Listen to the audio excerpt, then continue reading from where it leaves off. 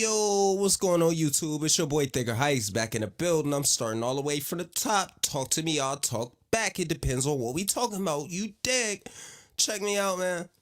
I seen over the last couple of days in the news, my man CyHi the Prynce been trending along with Kanye West.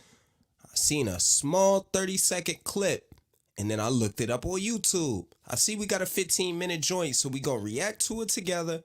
And we're going to talk about what CyHi the Prynce had to say about Kanye West, the music industry, and the way he been treated. So, without further ado, I'm going to hit the share on my shit.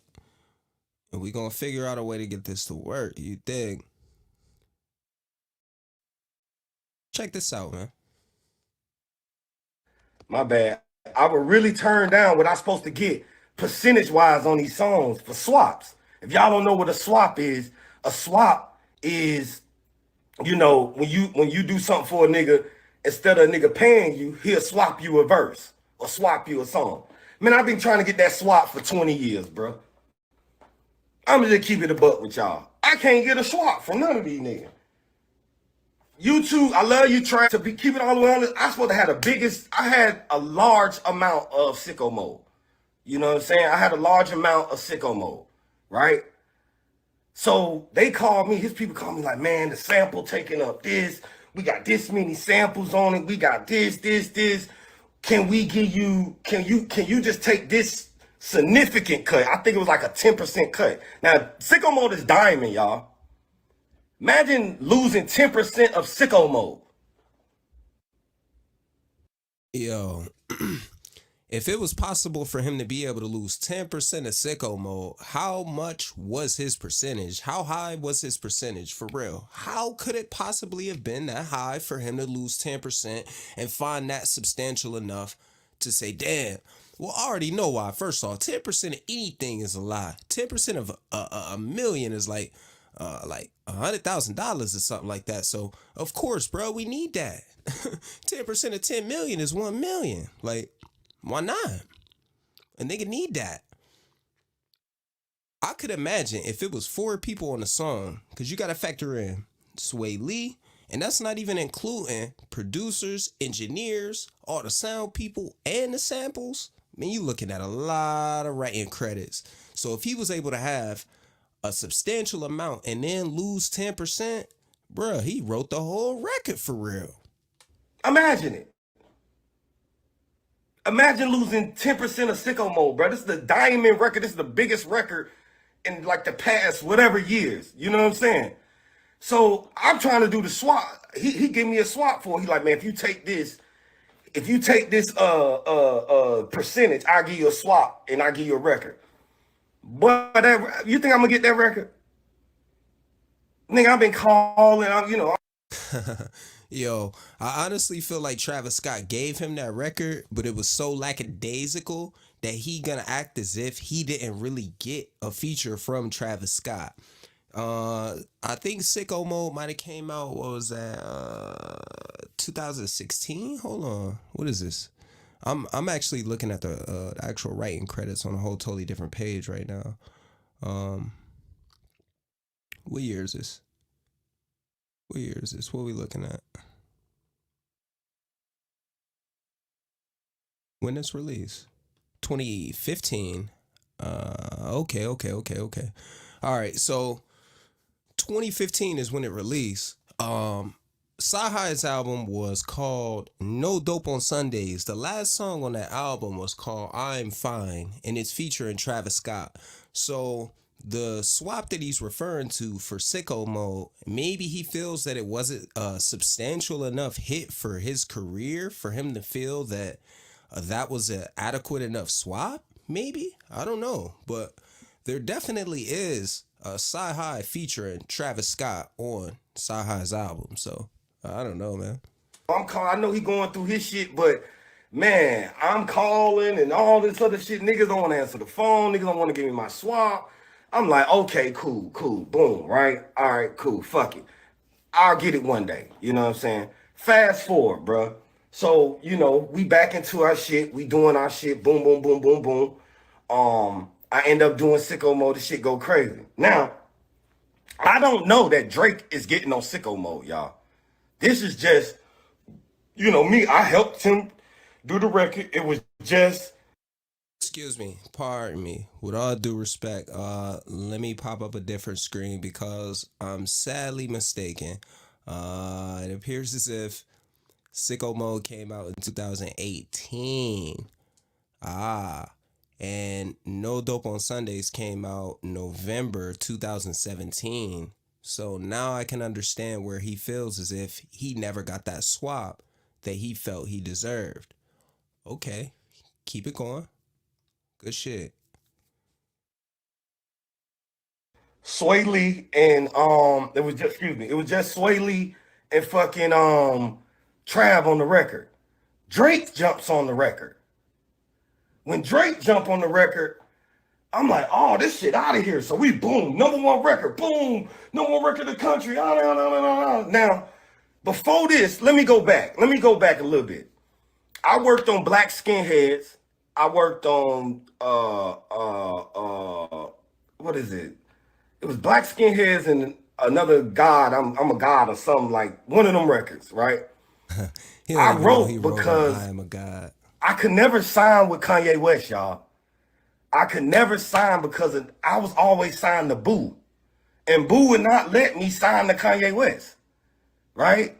So I had to become a writer. I'm not a writer. The only reason I became a writer is because I had to make some kind of money or I was going back to the street. So Ye was like, hey man, till we figure this shit out, let me, help me come rap. So I wrote not Sicko Mode, I wrote Black Skinhead and another record. I helped on those records, right? We end He doesn't even know the songs that he actually wrote on for real, for real. I do recall in one of his old interviews that he said he wrote a lot on My Beautiful Dark Twisted Fantasy. But if you look up the track listing on My Beautiful Dark Twisted Fantasy, he actually only gets the writing credits on the two songs that he was on. I believe he was on Monster. No, he actually wasn't as a vocalist. No, no, no. He did the hook. Pardon me. He did the hook and he did the song One Hand in the Air If You Don't Really Care.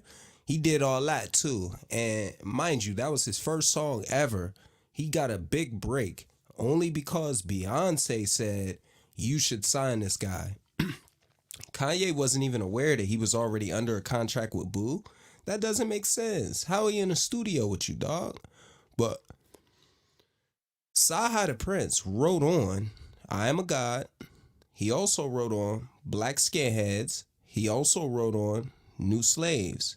You can see written by. First off, look at the arrogance of Kanye West with I Am a God. How is the song written by God? First and foremost. How? Who is God? I gotta click this link, man. Why God white, bro? Man, I'm out of here. I'm out. Anyway, CyHi wrote on 4 songs, at least 4 songs on Yeezus. That's just what's documented. But he's definitely on Black Skinheads, I Am a God, New Slaves, and I'm pretty sure he either got writing credits on I'm In It or Blood on the Leaves for sure. But yeah, let's get back to that.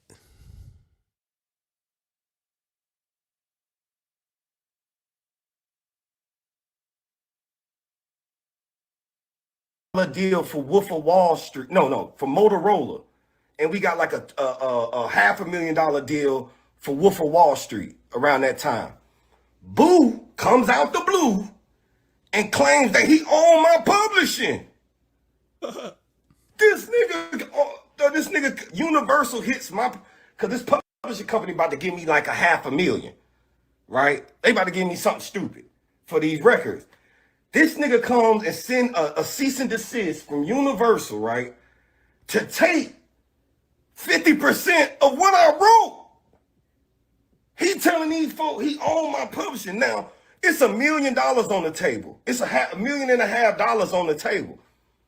I could stop the whole thing and make everybody that's trying to get this $1 million, I could stop everybody's shit, or I could just let bruh come in and get a piece of this whatever song.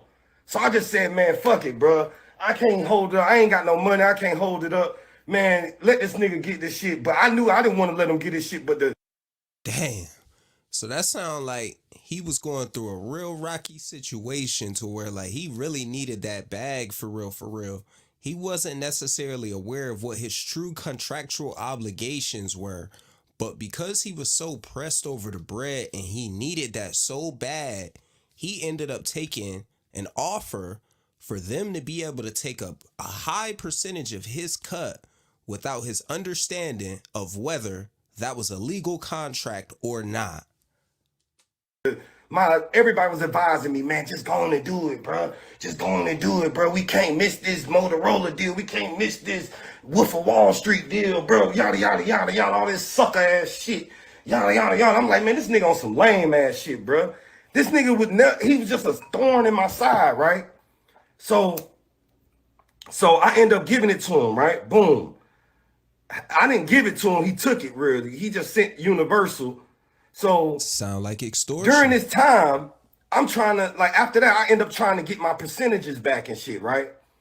All these lawyers I'm hiring get my percentages back from Universal.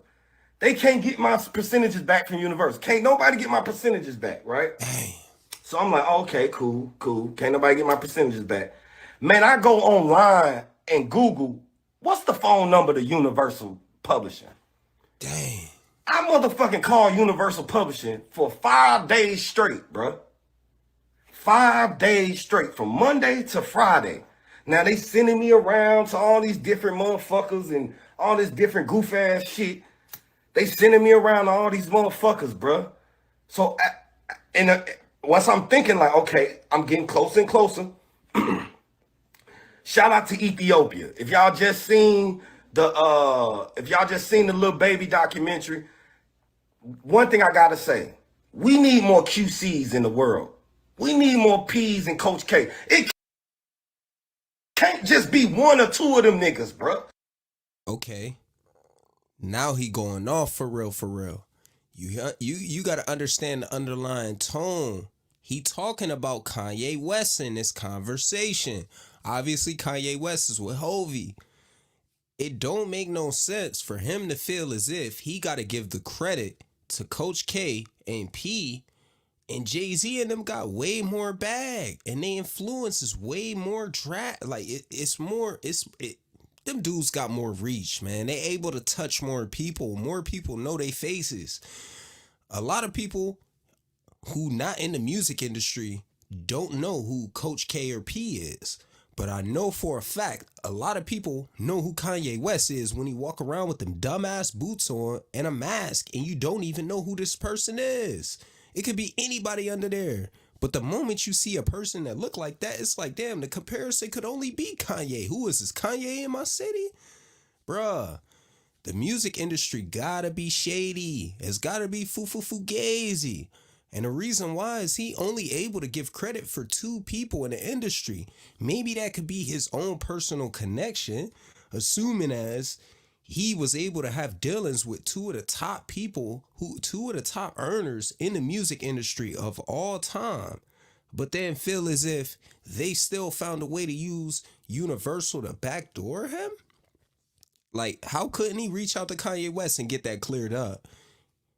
Boo wouldn't let him sign. Did Boo really own his publishing? God gotta make more of them niggas, bruh. A nigga who gonna walk you side by side and mean what he say when he doing business with you. You get what I'm saying? Them niggas is the most special niggas in Atlanta. P and fucking Coach K. That's it. Everybody else, bullshit, okay? Keep it a buck. Let's get back to the story. So I'm in here trying to get this shit done. Boom, boom, boom, boom, boom. This nigga ends up, I end up getting on the phone with Ethiopia the next Monday. I'm like, Ethiopia, how you doing? She's like, hey, I'm the big motherfucker over here, whatever the case may be. I'm sorry, but your company called my company and said I owed y'all yada yada X amount of dollars. I read my contract myself. I had 3 lawyers try to get me out of this deal. None of the lawyers could get me out of the deal. I'm paying 3 lawyers. None of them could get me out of the deal.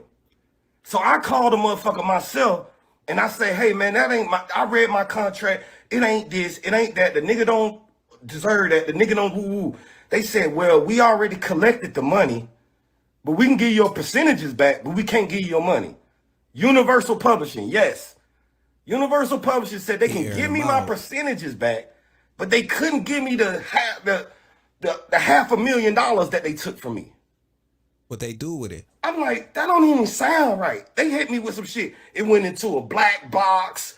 It went into this shit called the black box when don't nobody claim the money. They split it up with, they split it between every red box or whatever. They split it with every fucking artist on the, I mean, every writer on their company. So I gave 5. So, hold on. This is another point where he really airing out a true secret of the music industry, and you got to be real attentive to catch on to what fam's saying. He said the $500,000 that they took from him, they put into a slush fund to go to the writers of the record label. It goes to a bunch of people in Universal that he has absolutely no dealings with and no benefits with, based on the fact that it was unclaimed funds. So let me get this straight. He signed a deal. Universal is aware of the deal. Universal is aware of this slippage. There's a crack in the middle, and we're able to just randomly walk past and drop checks of $500,000 in it and then disperse it once we find out nobody claims it. As long as nobody says, hey, what happened to the check and the slippage? Who dropped it? It's mine. Can I have it back? If nobody claims it, they pass it off to the writers. Why has no one ever talked about this? Who knows the inner workings of the music industry? We done heard a lot of rappers air out music, but we ain't never heard where a person says, damn, this is how exactly I lost some funds that were appropriated to me, but because I didn't claim them, I lose them? What? Let's keep it going, man. $100,000, bro. When I'm homeless, damn near broke as fuck, to Universal, bro. Universal, bro. This my plight, bro. This my plight. I'm giving y'all my life. Y'all want the story of EGOT? This is the story of EGOT, my nigga. So I'm coming the whole time. Okay, boom. I end up getting my percentages back. Cool, boom. I end up, like I said, I wrote Sicko Mode, and Sicko Mode ended up doing well for me. And my publishing group ended up giving me another situation. They like, man, we sorry. Here goes some money. We knew you was special. All this cap ass shit, bro. BMG ain't did nothing, but hey, they collect your money. Cool. They believed in me first. So BMG is Sony.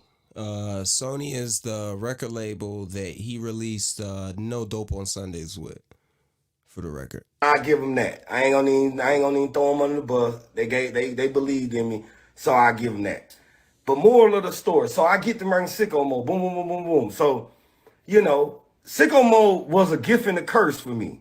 You know what I'm saying? Because my Drake dissed my buddy on the record. Now my buddy kind of like, I feel my buddy keep feeling a certain kind of way with me. I'm like, damn, what's going on? My buddy like, yeah.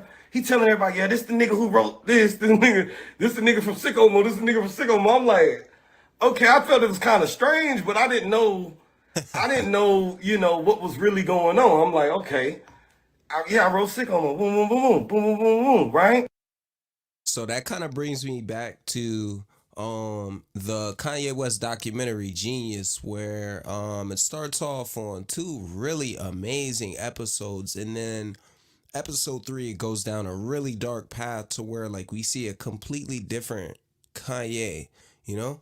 I feel as if this is all along during that same time period where we saw childhood friends that were very, very close to Kanye looking at Kanye in the same manner that I just said, to where it's like, who are you at this point, you know? So I would assume that Kanye West was dealing with a lot. He's got the Drake beef going on, And then this is the moment where Drake actually airs it out on his side. He actually gives it to the public. Why would Travis feel that that was necessary and within his right to make that the perfect time for Drake to air out the boss? Like, even though Travis Scott is signed to Grand Hustle through T.I., he still is signed to Kanye West as a producer on Very Good Beats. So because they all have true deals and business relationships, what would the antic like how would the antic work for him to throw some fuel in the fire with CyHi's name under it? I mean, wouldn't let's say you were a rapper, would you feel as if you working with your best friend and they end up working with somebody that you beefing with and they have somebody ghostwrite their song? Would you not assume that that ghostwriter is responsible for the person you beef with and you're one of your friends? Like, it just look funny. It make you look at Travis Scott kind of funny. Like, what type of Hegelian dialect did you create? Like, it's a wrestling move where it's like, all right, bro, I'm about to come from out the back. As soon as I come out, drop the music, and I'm gonna come tackle that nigga. What? So after that, I just started feeling like my guy wasn't. Now I don't know about the Drake and Ye beat. That's like, that was to me. That was like, that was their thing. I wasn't gonna get into that. You know what I mean? That's above my pay grade. I'm also grateful that CyHi didn't go as far as to air out. I would have liked it. It would have been entertaining. Don't get me wrong. Since he aired out, shit, bang, bang, keep it going. Like, you feel me? Like, let it click out. Like, you feel me? Like, but I'm grateful he didn't ruin that relationship and truly expose the reason as to why Drake and Kanye West are really beefing. I'm certain that he knows that, as close as he is, I'm sure that Kanye probably came to him like, yo, fam, I need for you to write this really crazy dark story about how I got all this wild madness going on. And it's a song we ain't never heard. It's one of them joints that Kanye just got in the vault. He refined it. And then 5-6 years later, it's a completely different song with 10 different guest features on it. And you never even catch the fact that, damn, that's the song I worked on. It was like 20 beats ago. Like, Kanye's a musical genius, man. He's crazy. But it started like kind of tricky. It kind of started. I felt my guy kind of not feeling me like that. You know what I'm saying? So I'm like, damn, that kind of fucked up. Now I'm looking at Trav like, Trav, why would you let the nigga do that on the song? But I get Trav, like this Drake is, he gonna express himself. He gonna express himself how he express himself. You know what I'm saying? So I'm like, oh, okay, cool, all right. But that's like our guy, bro. This nigga like provided an opportunity for us. You know what I mean? You can't just let a nigga diss our buddy. You know what I mean? This our buddy. CyHi speaking facts, man. Loyalty before royalty. Once you get that royalty, then at that point, why do people question where the loyalty is? All you got to do is keep it going. It's all pure in the heart. Like, that's a sad thing. He looking up to Coach K and P, and he ain't even a part of QC on no level. Like, the whole Atlanta thing to where like there's this level of unity. It's a different type of structure. Like, I commend him for saluting them for that, but I don't understand why it don't exist on a higher scale. Malcolm X told us back in the day, don't look at an entertainer like some type of political leader, because on no level do you look at any other class of people and then see them rate they superstars that ain't nobody as somebody super huge. Trump. Yo, let's play this. Now it's like I gotta take up for some shit Trav did, and I'm taking the backlash from it. So when y'all hear my buddy Ye say, you know what I'm saying, CyHi said Sicko Mode was the biggest song he ever wrote, but Donda was the best ghostwriter I ever had. Damn. It's like, it was a bar. I mean, let me tell y'all something. Donda was special. I mean, she had some quotes and some shit.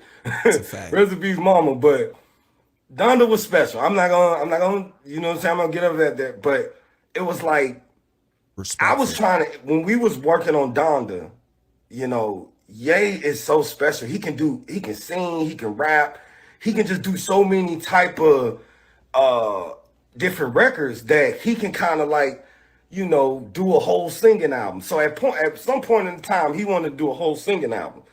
And I was hearing like Junior That probably would have Watanabe. I been was hearing fire. Hurricane. I was hearing Off the Grid. I was hearing, you know, those records. Like, damn, these motherfuckers hard. You can't leave these off, motherfucker. Like, and everybody like, yeah, but he doing this and he doing that. I'm like, bruh, no disrespect.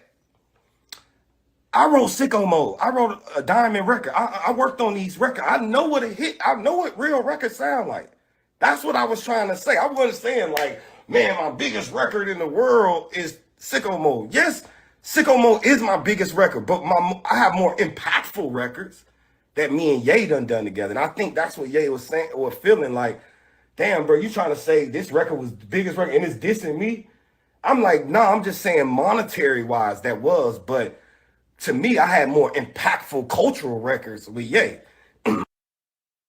So I feel as if Kanye West to a degree took his No Dope on Sundays press run as kind of like some type of jab when people didn't understand that he was responsible for Sicko Mode. I think that as a true artist, that's like him putting a highlight reel together. It's like when you take all your team is up by 30 points. You take all your first string niggas out and put all the bum ass third string niggas in, but then you still got one third string nigga that's throwing alley oops to himself under the leg, 360 dunks. Like, bruh, get out of here. It's not the All Star game, baby.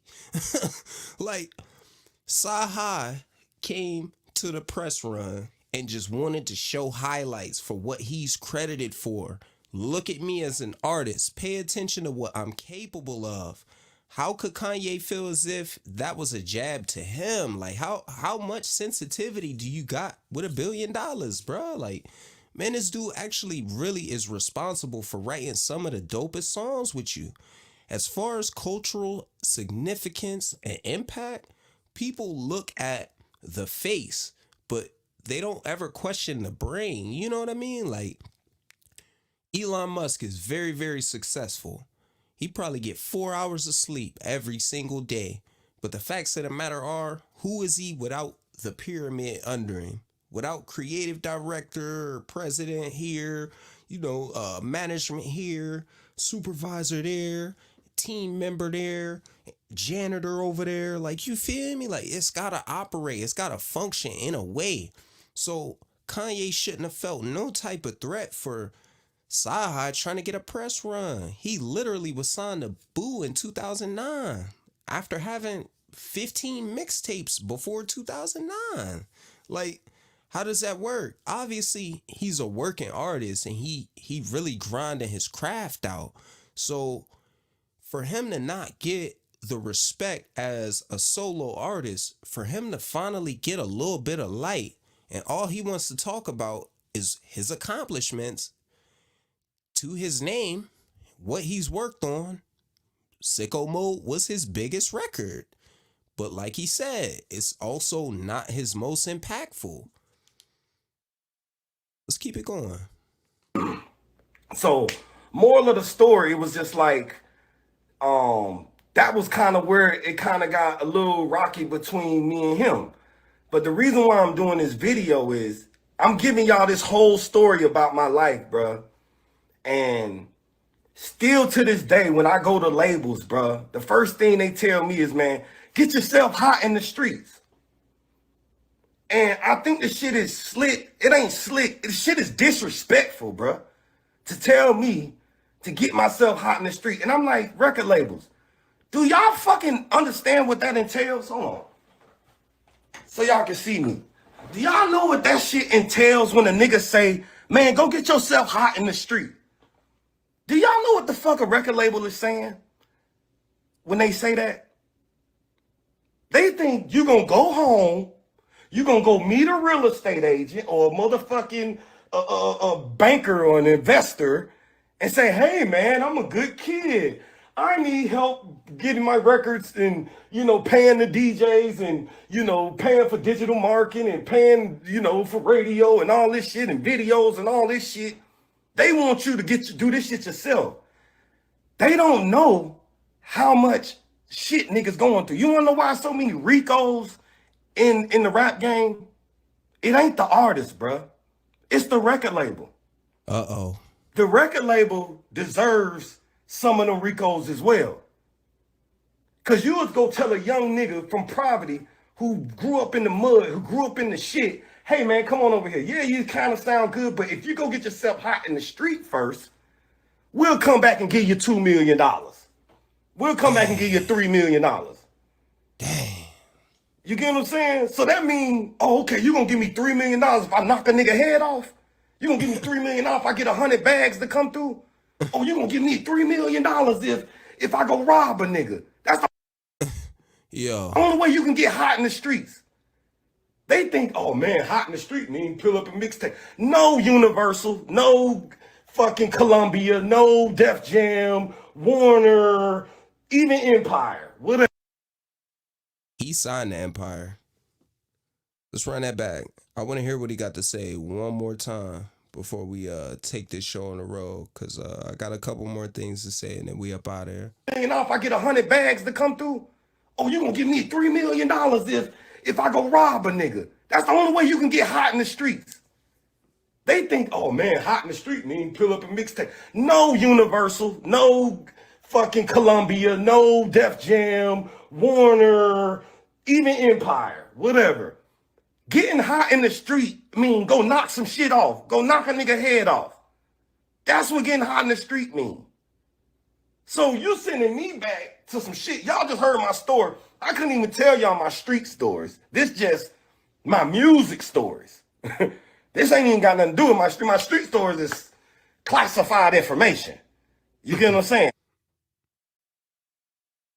All right. So the rest of that video, you really just all you see is just like circles and stuff like that. But I'm sure he kept going on. Hopefully, eventually we end up finding the rest of what he had to say. And I'm certain that it has a better beginning and he says way more than that at the beginning. But after he did this, he ended up deleting all his posts. He has no posts on his information at all on Instagram.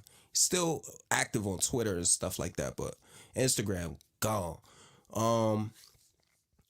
I really think that we should actually pay attention to what he's saying, and it's very valid because we over the last year or two have looked at the music industry from the standpoint of what could make these artists get arrested if they have so much money. Why exactly are they involved in these things to where the court systems can use their rap lyrics, and then we have top executives saying how can we find a way for them to not do that? But CyHi is really saying that the record label is asking for a hot artist in the streets. When you think about a hot artist in the streets, that's not some bookworm guy who cares about information or some blogger. You know what I mean? Like, they're not looking for a genius. They want somebody who got a name and is reputable with some type of street rep for real. Why is that the case when so many people could be built off of the understanding of, hey, I got money, I'm successful now, this is what I invest in, this is like, that doesn't benefit the record labels, but they have $500,000 slush funds just slipping through cracks? Like, somebody make that one make sense. I think that CyHi really hit the nail on the head, and he kind of said a lot for real. I love CyHi. He very, very dope as an artist. I've never seen him be this person.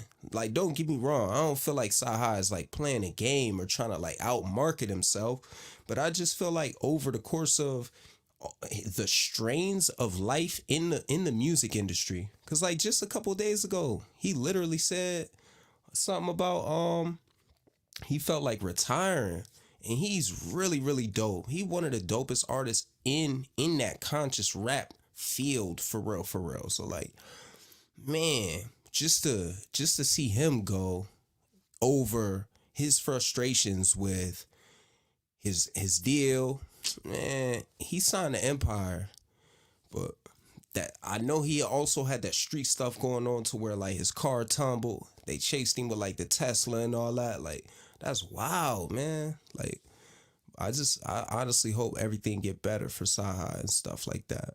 But there is one more thing that I wanted to look at. I hope that this doesn't have the music on it, but I'm gonna try to get away with it anyway. But I want to show the reaction that Travis Scott has when he hears what Drake says on a song that CyHi wrote on.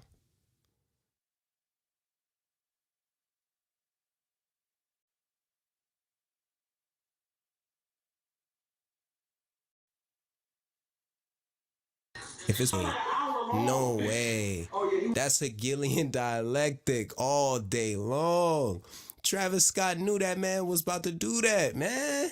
Why he set the alley oop up? He just Jason Terry, my man's like D Wade caught the steal, ushed it off. My man's ushed it off to LeBron. LeBron gets the dunk over Terry. Like, man, come on, Travis, man. You could have did better than that. But yo, everybody, man, I hope y'all watching. I hope y'all paying attention. Thicker Heights in the building. CyHi aired the industry out in an amazing way, in ways that y'all ain't seen or heard. Hit me up in the comment section. Let me know. We're going to keep it going. Check me out.